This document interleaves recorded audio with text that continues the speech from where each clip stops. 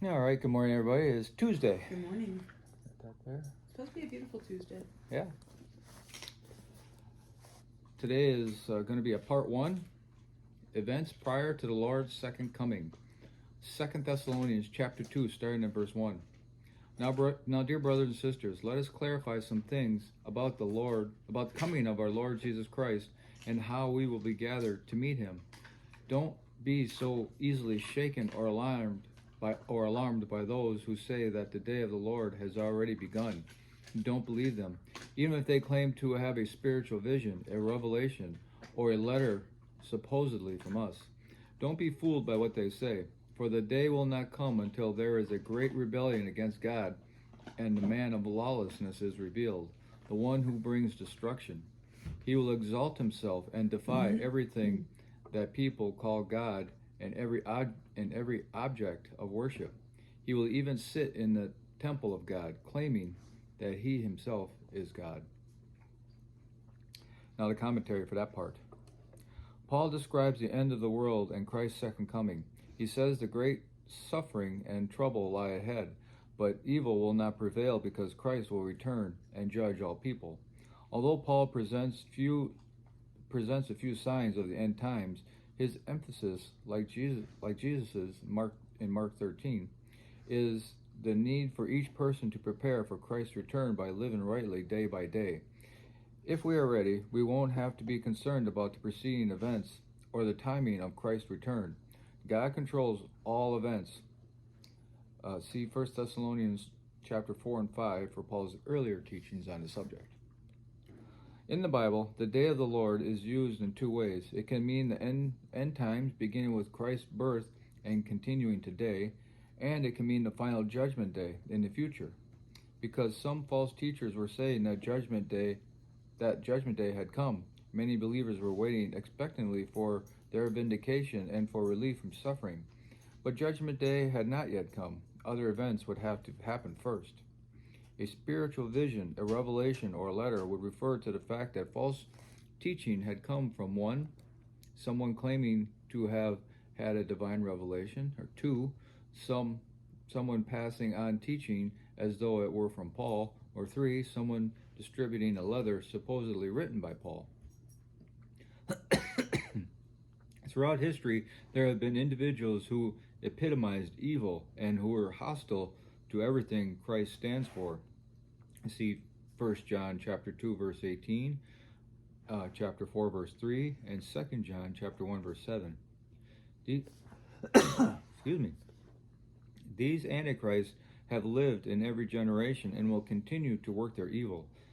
Then, just before Christ's second coming, the man of lawlessness, the one who brings destruction, a completely evil man, will arise. He will be Satan's tool, equipped with Satan's power. 2 Thessalonians chapter 2 verse 9. This lawless man will be the Antichrist. It is dangerous to label any person as the Antichrist and try to predict Christ's coming based on that assumption. Paul mentions a man of lawlessness, not so we might attempt to identify him, but so we might be ready for anything that threatens our faith. If our faith is strong, we don't need to be afraid of what lies ahead, because we know that this lawless man has already been defeated by God. No matter how powerful he becomes or how terrible the situation seems, God is in control, and he will be victorious. Our task is to be prepared for Christ's return and to spread the good news so that even more people will also be prepared. When Paul first wrote to the Thessalonians, they were in danger of losing hope in the second coming.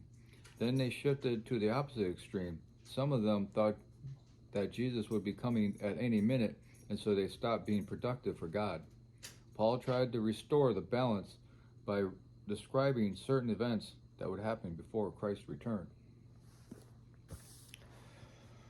Yeah, we got a lot of that going on now with all the events happening. Everybody wants to say, well, this date lines up with that date, and this thing lines up with that thing, and Christ will be here on this particular day, and all those people don't know. get proven wrong every time. And I think we remember back in, I can remember making fun of somebody on Facebook.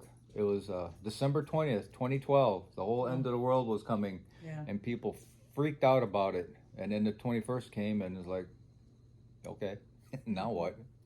Remember all the things that went on for the 2020? Yeah. Everybody thought everything was just gonna just go away, you know, and here we are.